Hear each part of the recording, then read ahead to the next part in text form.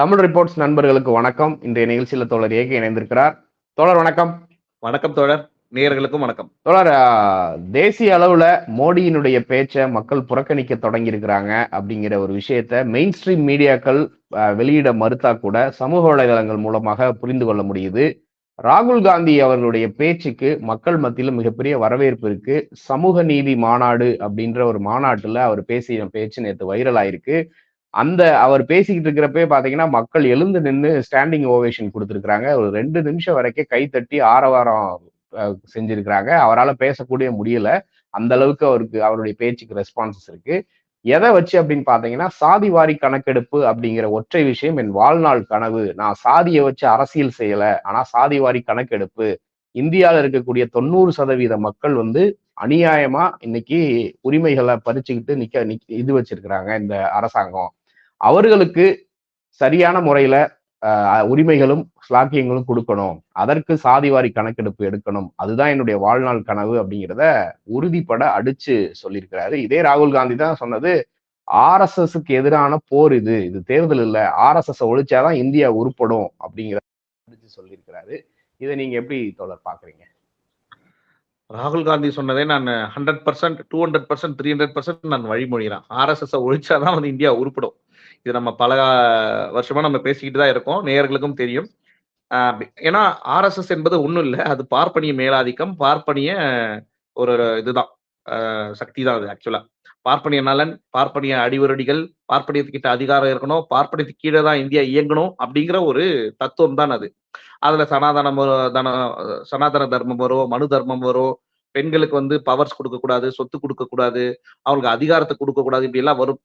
ஒரு அடையாளத்திற்காக நிர்மலா சீதாராமன், திரௌபதி முர்மு இது போன்ற ஆட்கள் எல்லாம் ஒரு அடையாளத்துக்காக வச்சிருப்பாங்க. ஆனா முழு அதிகாரத்தையும் முழு பவரையும் நாக்பூர்ல RSS உடைய தலைமை இடத்துல இருக்கும். சோ அந்த விஷயத்த அவரு அதோட DNA ஆஃப் த இஷ்யூன்னு சொல்லுவாங்க. எந்த ஒரு விஷயத்தையும் அதோடைய மூலக்கூறை நீங்க ஐடென்டிஃபை பண்ணணும். மூலக்கூறை ஐடென்டிஃபை பண்ணாதான், காரணம் என்ன, அடிப்படை காரணம்ன்றதை ஐடென்டிஃபை பண்ணாதான் அதற்கான சொல்யூஷன் கிடைக்கும். சோ இந்தியாவுடைய அடிப்படை தலையாய பிரச்சனை என்பது என்ன? சாதி. சாதியால் பிரச்சனை இல்ல, சாதிய ஏற்றத்தாழ்வுகளால் வரும் பிரச்சனை. சாதி இருக்கிறது, இல்லாம போறது, அதை நம்மளால மாத்தவே முடியாது. அது வரலாறு, அது காலம் தொட்டு இருக்கிற ஒரு விஷயம். அத சரியா எல்லாருக்கும் அந்த பிரதிநிதித்துவம் எல்லாருக்கும் போய் சேருதா? அந்தந்த சாதியை சார்ந்தவர்களுக்கு அந்த வேலை வாய்ப்பு கிடைக்குதா? அவர்களுக்கு அதிகாரத்துல பங்களிக்கப்படுகிறதா? நீதித்துறையில அவங்களுக்கு இருக்கா? சரியான ரெப்ரசன்டேஷன் இருக்கா? இதைதான் ஒரு அரசாங்கம் பார்க்க வேண்டியது இருக்கு. ராகுல் காந்தி அவர்கள் பல மேடைகள்ல பல பேச்சுக்கள் பேசியிருக்காரு. ஆனா இந்த பேச்சு ரொம்ப ரொம்ப முக்கியமான ஒரு விஷயம். ஒரு காலத்துல பப்பு அப்படின்னு சொல்லி இவங்க எல்லாம் ஓட்டிக்கிட்டு இருந்தாங்க, கிண்டல் பண்ணிக்கிட்டு இருந்தாங்க, நக்கல் அடிச்சுக்கிட்டு இருந்தாங்க. ஆனா அவங்களுக்கு எல்லாம் தெரியாது, அந்த பப்பு தான் இன்னைக்கு ஒரு மிகப்பெரிய மக்கள் தலைவராக மாறி இவங்களுக்கு ஆப்பு வைக்க போறாருன்னு. கண்டிப்பா அந்த ப்ராசஸ்ல அவர் கிட்டத்தட்ட வெற்றி கனியை சுவைக்க ஆரம்பித்து விட்டார். 102 தொகுதிகள்ல ஆல்ரெடி எலெக்ஷன் முடிஞ்சது. நாளைக்கு பல தொகுதிகள்ல எலெக்ஷன் நடக்க இருக்கு, 2ஆம் கட்ட தேர்தல். அந்த எல்லா இடத்துலயும் இந்த பப்பு இவங்களுக்கு எல்லாருக்கும் வைக்க போறாரு ஆப்பு. அந்த பேச்சை நான் பார்த்தேன் தோழர், ஒரு கூஸ் பம்ப்ஸ்ன்னு சொல்லலாம். நீங்க சொன்னீங்க எழுந்து கை தட்டாங்க, ஸ்டாண்டிங் ஓவேஷன் சொல்லுவாங்க. ஸ்டாண்டிங் ஓவேஷன்ல ஒரு எஜுகேட்டட் ஒரு கம்யூனிட்டி, ஒரு அந்த மாதிரி இடத்துல தான் கிடைக்கும். ஒரு அதாவது ஒரு க்ளோஸ்ட் கம்யூனிட்டி ஹால்ல அப்படியே ரொம்ப எலைட்டான ஆட்கள், ரொம்ப படித்த மேதைகள், அவங்க தான் ஸ்டாண்டிங் ஓவேஷன் பா அப்படின்லாம் சொல்லுவாங்க. மக்களே பொதுமக்களே ஸ்டாண்டிங் ஓவேஷன் கொடுக்குறாங்கன்னா அது அந்த பேச்சு அவ்வளவு உண்மையா இருந்தது, அவ்வளவு மக்களுக்கானதாக இருந்தது. எப்ப மக்கள் வேண்டெழுந்து அக்செப்ட் பண்ணுவாங்கன்னா, நீங்க அவங்களுக்கான ஒரு நபரா மாறினா மட்டும்தான் உங்க பக்கம் மக்கள் நிற்பாங்க. சோ அந்த விஷயத்தை தான் ராகுல் செய்யறாரு. அவர் ஒரு சித்பவன் பார்ப்பனராகவே இருந்தாலும் பிறப்பால், நமக்கு பிடிக்குதோ பிடிக்கலையோ எல்லாரும் பின்னாடியும் ஒரு கேஸ்ட் வந்துரும், சர்டிபிகேட் அளவுலயாவது. ஆனா அவங்க என்னவா இருக்காங்க, அவங்க யாருக்காக பேசுறாங்க, என்னென்ன தத்துவத்தை ஏற்றுக்கொண்டு அரசியல் பண்றாங்கன்றதுதான் மேட்டர். ராகுல் காந்தி அவர்கள் விளிம்பு நிலை மக்களுக்கும் ஒடுக்கப்பட்ட மக்களுக்கும் அண்ணல் அம்பேத்கருடைய பாதையை அவர் தேர்ந்தெடுத்திருக்காரு. RSS காலி பண்ணணும், அவங்களுடைய மேலாதிக்கத்தை குறைக்கணும், அந்தந்த சாதியினருக்கு அந்தந்த ரெப்ரசன்டேஷன் பேஸ்டு அவங்களுக்கு அதிகாரத்தை கொடுக்கணும், கல்லூரிகளையும் சரி வேலை வாய்ப்புலையும் சரி. இதுக்கு அவர் மொத காங்கிரஸோடைய மேனிபெஸ்டோல பாயிண்டே, நாங்க அனைத்து சாதிகளும் சாதிவாரி கணக்கெடுப்பு எடுப்போம், இதை என் வாழ்நாள் லட்சியமாக நான் வச்சிருக்கிறேன், இதை செய்யாம ஓய மாட்டேன்னு சொல்றாரு. அதை நம்ம வரவேற்கணும் தோழர். அதுக்கு அடுத்து பாத்தீங்கன்னா நிறைய சாதி சார்ந்த விஷயங்கள், அதாவது சாதினா உடனே இவங்க சொல்லுவாங்க பாருங்க சாதியை விட்டா வேற இல்லைன்னு. அந்த அளவுக்கு அங்க டேமேஜ் நடந்திருக்கு. இப்போ உடம்புல வந்து நம்ம சும்மா சும்மா மருந்து சாப்பிட போறது இல்ல. எப்பெல்லாம் நோய் ஏற்பட்டு இருக்கோ அப்பெல்லாம் தான் வந்து மருந்து சாப்பிட முடியும். அப்படி சமூகத்திற்கு மிகப்பெரிய ஒரு நோய் ஏற்பட்டிருக்கு. உதாரணமா சொல்ல போனா ரிசர்வேஷன்ல வந்து இடபிள்யூஎஸ் கொண்டு வந்து அதுல வந்து எக்கனாமிக்கல் ஆங்கிள் வந்து கொடுக்குறாங்க. 10% ரிசர்வேஷன் இடபிள்யூஎஸ். இல்ல நாங்க வந்து அது எல்லா சாதிக்கும் கொடுக்குறோம். ஒரு குறிப்பிட்ட ம். சாதிக்கு நாங்க கொடுக்கல, எல்லா சாதிக்கும் கொடுக்குறோம்னு சொல்லிட்டு அந்த விஷயத்துக்கு அவங்க ஒரு தீர்வு சொல்றாங்க. அதை நம்ம வரவேற்கிறோம். அடுத்து நீங்க ஸ்காலர்ஷிப்லாம் வந்து குடுத்துட்டு இருந்தாங்க. எஸ்சி, எஸ்டி ஸ்காலர்ஷிப், ஓபிசி, இஸ்லாமியர்களுக்கு ஸ்காலர்ஷிப்.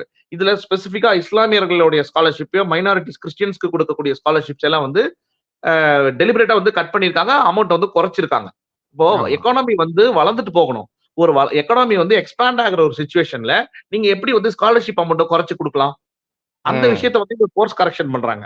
இல்ல நாங்க வந்து ம். உயர்த்தி தருவோம். ஸ்காலர்ஷிப் எங்கெங்கெல்லாம் வந்து குறைச்சு குடுத்தாங்களோ அத உயர்த்தி தருவோம்.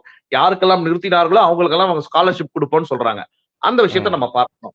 அதே போல ரிசர்வேஷனுடைய அந்த மேக்ஸிமம் சீலிங் கேப் ஆன 50% நாங்க உயர்த்தி தருவோம். அதற்கான ம். கான்ஸ்டிடியூஷனல் அமெண்ட்மென்ட் கொண்டு வருவோம்னு சொல்றாங்க. இதுக்கு எதனா முன்னுதாரணமா இருக்குன்னா, நாமளே ஒரு முன்னுதாரணம். தமிழகம் தான் அதுக்கு ஒரு முன்னுதாரணம். 69% ரிசர்வேஷன வச்சிருக்கோம். அத வந்து நம்ம இம்ப்ளிமெண்ட் பண்ணதுனால தான் இன்னைக்கு தமிழகம் வந்து எல்லா குரோத் இண்டெக்ஸ்லயும் நம்ம வந்து டாப்ல இருக்கோம். சோ ம். தமிழ்நாடு மாடல், இந்த திராவிடியன் மாடல் தான் இந்தியா மாடல் ஆக போகுது. அதுக்கு ராகுல் வந்து ஒரு பிராண்ட் அம்பாசிடராக இருக்க போறார். அவரு அந்த ம். எலக்ஷன் மேனிஃபெஸ்டோல அவர் சொன்னது, நேற்று மேடையில பேசிய பேச்சு, இது தமிழகத்துல வந்து இது போன்ற பல பேச்சுக்கள நம்ம கேட்டிருப்போம். அத வட இந்தியால அவர் பேசுறது, அதுவும் ராகுல் காந்தியே பேசுறது, ஒரு பீயிங் எ காங்கிரஸ் ஸ்டால்வார்ட் அவரு பேசுறதெல்லாம் வந்து அதுல வந்து ஒரு ஹைலைட். நிச்சயமா இத வந்து நம்ம ஒரு கொண்டாட வேண்டிய ஒரு தருணம் தோழர். ஹேட்ஸ் ஆஃப் டூ ராகுல். கண்டிப்பா தோழர். இப்போ கடந்த 2023 நவம்பர் மாத காலகட்டத்தில பார்த்தீங்கன்னா, காங்கிரஸினுடைய ஃபவுண்டர்ஸ் டே 139வது டே கொண்டாடுனாங்க. அப்ப ராகுல் காந்தி பேசினதுமே இதுதான். இது வந்து 1000 ஆண்டு காலமாக இந்திய மக்களை அடிமைப்படுத்தி வைத்திருக்க சித்தாந்தத்திற்கு எதிரான போர். இது பாஜக ஒரு தேர்தல் அப்படின்னு கிடையாது. அந்த சித்தாந்தத்த அடிச்சு நொறுக்கணும். அதுதான் என்னுடைய கனவு அப்படிங்கிற மாரி உணர்ச்சி பொங்க பேசியிருப்பாரு. இன்ஃபாக்ட் காங்கிரஸ் கட்சியில மல்லிகார்ஜுன கார்கே அவர்கள் வந்ததுக்கு அப்புறம் காங்கிரஸ் கட்சி ஒரு புதிய பாதையில பயணிக்குது அப்படிங்கிறதே பார்க்கலாம். ஆனா அது மல்லிகார்ஜுன கார்கேக்கு முன்னாடியே ராகுல் காந்தி அந்த பாதையை எடுத்துட்டாரு. மல்லிகார்ஜுன கார்கே வந்து காங்கிரஸ் தலைமையிடத்துக்கு வந்ததே ஒரு சாதனை. அதுவே காங்கிரஸ் கரெக்ட். தன்னை வந்து ஒரு ரீஇன்வென்ட் பண்ணிக்கிட்ட ஒரு தருணம் அது ஆக்சுவலா. கண்டிப்பா, கண்டிப்பா. சோ இப்போ காங்கிரஸ் கட்சி அந்த சாஃப்ட் ஹிந்துத்துவா அப்படிங்கிற ஒரு ஸ்டாண்ட் வந்து அவங்களுக்கு ஒரு இது உண்டு. அத இப்போ புறந்தள்ளிட்டு முழுக்க முழுக்க ஒரு சமூக நீதி அடிப்படையில பயணிக்க தொடங்கி இருக்கிறாங்க. இந்த விஷயம் தான் மோடியினுடைய தூக்கத்தை கலைத்திருக்கிறது. மோடி தூக்கத்தை விட மோடியினுடைய ஃபேமிலியான ஆர்எஸ்எஸ் தூக்கத்தை கலைச்சிருக்கிறது. இது இப்படியே விட்டுட்டா ஆர்எஸ்எஸ் காலி. ஏன்னா அவங்க இதை எதிர்த்து அரசியல் செய்யவே முடியாது. ஏன்னா இது அவங்களோட கோரையே அடிக்கிற மாதிரி இருக்கும். சோ இந்த பரிணாம வளர்ச்சி எப்படி பாக்குறீங்க? ஆனா இது மக்கள் மத்தியிலையும் வரவேற்ப பெறுது அப்படிங்கிறது மோடிக்கு இன்னும் தூக்கத்தை கலக்குது அப்படின்னு சொல்றாங்க. இதை எப்படி தோழர் பாக்குறீங்க? நிச்சயம் மோடியோட தூக்கத்தை கலைக்கும், ஆர்எஸ்எஸோட தூக்கத்தை கலைக்கும். ஏன்னா, அவங்க வளர்ச்சிய வச்சு எல்லாம் பாலிடிக்ஸ் பண்றது இல்ல. நீங்க பாருங்க, இப்ப கூட அவர் ராமர தான் வந்து கோட் பண்றாரு. ராமருக்கு தமிழ்நாடு வந்து என்ன சொல்றாரு? அ தமிழ்நாட்டுல நெறைய கோயில்களுக்கு ராமர் பேர்ல இருக்கு. ஊர்லாம் ராமர் பேர்லயே இருக்குது. அப்படின்லாம் சொல்றாரு. இங்க வந்து நம்ம தமிழ்நாட்டுல ராமசாமி இல்ல அந்த ராமசாமி கூட இருக்கட்டும். அந்த ராமசாமி தானே உங்களோட முதல் எதிரியே. இப்போ பிஜேபிக்கு வந்து ஒரு விஷயம், அவங்க வந்து ஒரு ஒரு மனுஷன ஒரு முறை ஏமாத்தலாம், 2 முறை ஏமாத்தலாம். எல்லா எல்லா காலகட்டத்திலயும் ஏமாத்த முடியாது. அதுதான் இந்த இந்திய மக்களுக்கு இது பொருந்தும். ஒரு முறை நீங்க ஏமாத்துனீங்க, ரைட் 2014ல. 2019ல மறுபடியும் ஒரு முறை ஏமாத்துனீங்க, ரைட். பட் 2024லயும் வந்து அதே சுட்ட வடையே மறுபடியும் சுட்டா மக்கள் என்ன முட்டாளா? இப்போ மங்கள் சுத்ரா ம். பத்திலாம் பேசியிருக்காரு. தாலிய வந்து பேசியிருக்காரு. இதெல்லாம் தாலி வந்து அவருக்கு தெரியும். தாலி பத்தி பேசினா இது ஒரு சென்டிமெண்டலான ஒரு சொசைட்டி. இது வந்து ஒரு பேசுபொருளா மாறும் தெரியும். அவர் எதை மறைக்க தாலிய பத்தி பேசுறாரு. ராகுல் காந்தி ம். வந்து ரயில் பயணங்கள் வந்து ஒரு ஒரு தண்டனைக்குரியதா இருக்கு. இவ்ளோ அவல நிலையில இருக்கு ரயில்வே துறை அப்படின்னு அவர் வந்து பேசினாரு. அது ம். அது ரீச் ஆயிடக்கூடாது. ராகுல் காந்தி பேசுறதோ, பிரியங்கா காந்தி பேசுறதோ ரீச் ஆயிடக்கூடாது. சோ அதுக்கு மாறாக இவங்க கிட்ட ஏதாவது டேட்டா ஓரியன்டட் பாலிடிக்ஸ் இருந்தா இவங்க பேச மாட்டாங்க. ம். இல்ல அத பேசியிருப்பாங்க. ஆனா அவங்க அத பேச மாட்டாங்க. மாறாக எது மக்கள் கிட்ட ஈஸியா வெறுப்பு வந்து ஈஸியா போய் சேர ஆரம்பிச்சுரும். இப்ப நீங்க உங்க உங்க ஃப்ரெண்ட் கிட்ட போயிட்டு ஃபோன் பண்ணி, டேய் நீ ரொம்ப நல்லவன்டா, நீ சூப்பர்றான்னு சொல்லுங்க. ஓகேடா விட்றா என்ன ரொம்ப பேசாதான்னு சொல்லுவேன். அதுவே நீங்க அவன ஃபோன் பண்ணி கழுவி கழுவி ஊத்துங்க. உங்ககிட்ட சண்டைக்கு வருவான். சோ வெறுப்பு வந்து ம். ஈஸியா ஒர்க் அவுட் ஆகும். அதோடைய இந்த வொலடைல் கெப்பாசிட்டி வந்து ரொம்ப ரொம்ப எளிது. டக்குன்னு ம். பத்த வச்சிரலாம். அது வந்து அவர்களுக்கு ஒரு கைவந்த கலை. அததான் அவங்க இவ்வளவு நாள் செஞ்சுட்டு வராங்க. மாறாக இப்போ அதுக்கும் வந்து ஒரு இப்போ பாய்சனாகவே இருந்தாலும் அதுக்கு ஒரு எக்ஸ்பைரி டேட் இருக்கும்ல. ம். கண்டிப்பா. அது அந்த இவங்களுடைய அந்த ஹேட்ரட் ஸ்பீச்சுக்கான ஒரு எக்ஸ்பைரி டேட் வந்துருச்சு. சோ அத வந்து ராகுல் காந்தி அழகா கேப்பிட்டலைஸ் பண்ணி மக்களுக்கு நான் வந்து வளர்ச்சிக்கான பாதைய நான் காட்டுறேன். என் பின்னாடி வாங்கன்னு சொல்றாரு. கண்டிப்பா மக்கள் ம். வரப்போறாங்க. ஏன்னா, இப்போ 16 இப்ப அவரு ஒரு சின்ன கோட் பண்ணியிருக்காரு ராகுல் காந்தி. 16,00,000 கோடி கார்ப்பரேட்டுகளுக்கு வந்து மோடி அவர்களுடைய ஆட்சியில வந்து தள்ளுபடி பண்ணியிருக்காங்க. அந்த 16,00,000 கோடி இருந்தா எத்தனை எத்தனை திட்டங்கள் இளைஞர்களுக்கு வந்து எத்தனை பேருக்கு வந்து ரூ. 1,00,000 சம்பளத்துல வேலை குடுத்திருக்கலாம். எத்தனை பெண்களுக்கு வந்து வீட்டுக்கு வந்து ரூ. 1,00,000 ஒரு ஆண்டுக்கு குடுத்திருக்கலாம். அது இல்லாம அவர் சுட்டி ம். காட்டுறாரு.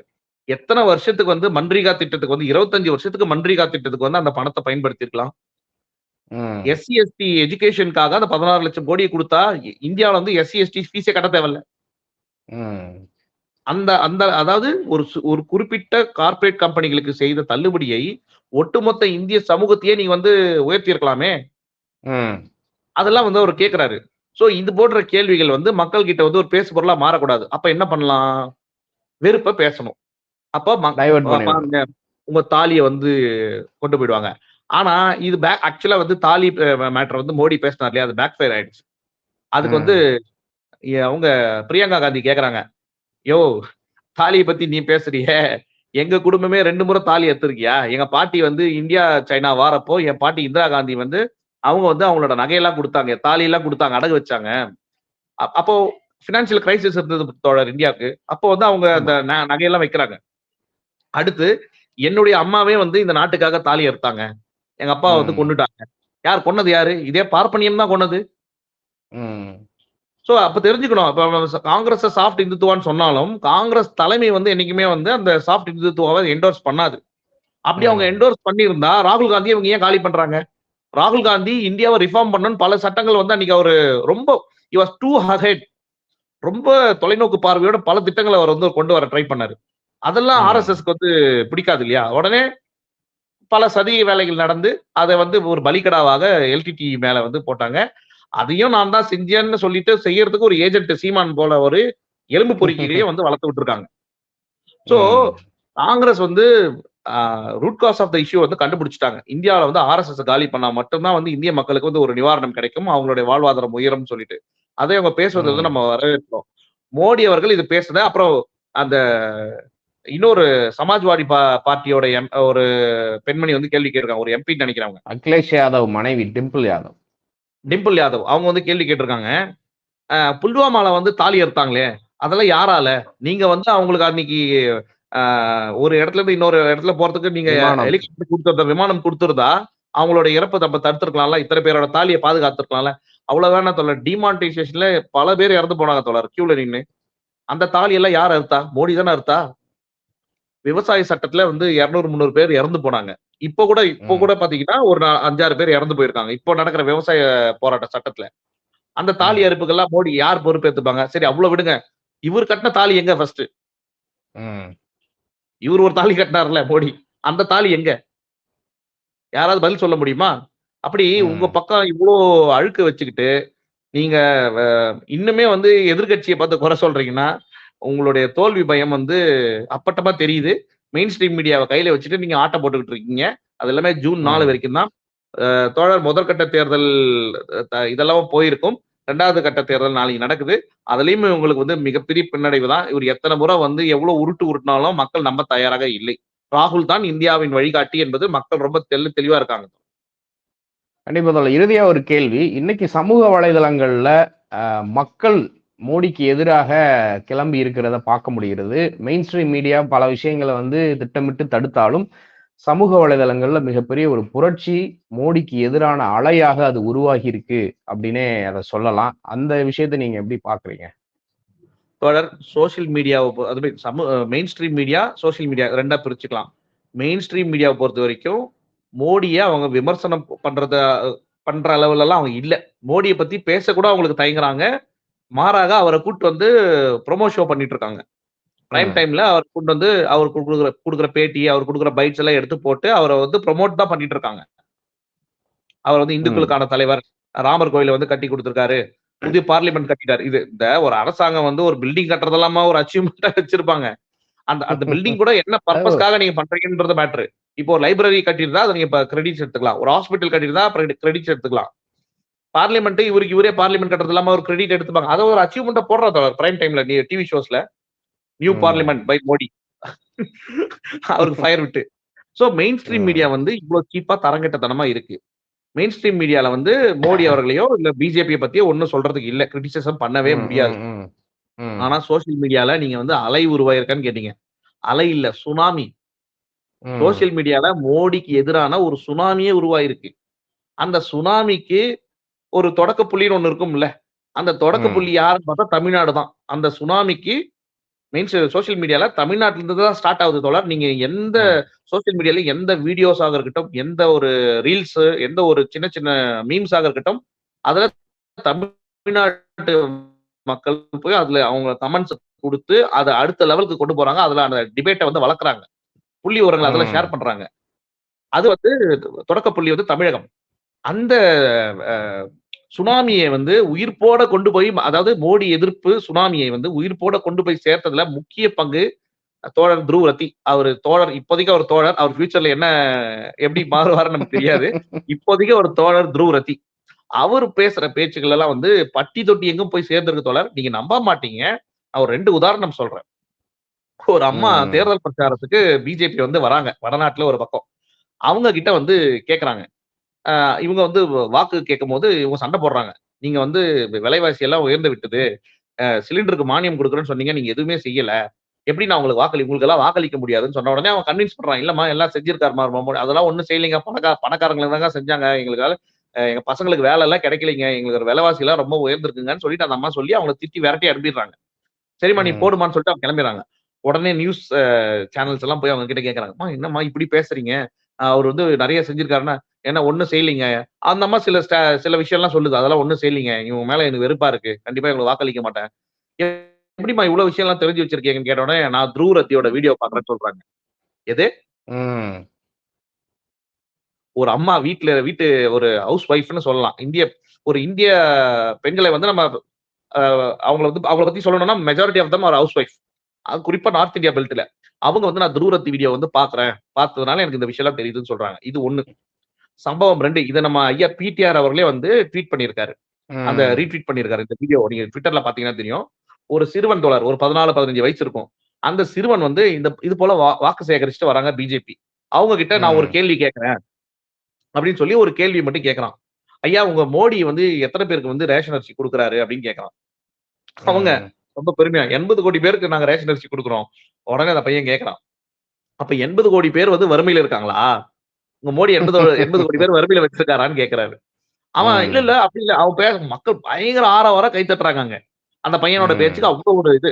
உடனே அந்த கூட்டம் கலையுது. கூட்டம் கலைஞ்ச உடனே போய் மீடியா கேட்கறாங்க. "தம்பி என்னப்பா சின்ன வயசுல இப்படி பேசுறியேப்பா? நீ வந்து எப்படிப்பா?" அப்படின்னோனே, "நான் தான் த்ருவ் ரத்தி வீடியோ பார்க்குறோம்ல" அப்படிங்கிறான். சோ, இன்னைக்கு இந்த நியாயமா பார்த்தா இந்த ரங்கராஜ் பாண்டே, அர்னாப் கோசாமி இது போன்ற ஆட்கள் எல்லாம் வந்து மெயின் ஸ்ட்ரீம் மீடியால செய்ய வேண்டிய வேலைய ஒரு ஒரு நபரா த்ருவ் ரத்தி அவர்கள் வந்து செஞ்சுட்டு வராரு. அவருக்கு ம். நம்ம வாழ்த்துக்கள் தோழர். அவர் வந்து ஒவ்வொரு இல்லந்தோறும் அவர் இருக்கார். ஒரு ஒரு வீட்டுக்குள்ளேயும் அவர் போயிருக்காரு. இதுதான் சோசியல் ம். மீடியாவோட இம்பாக்ட்.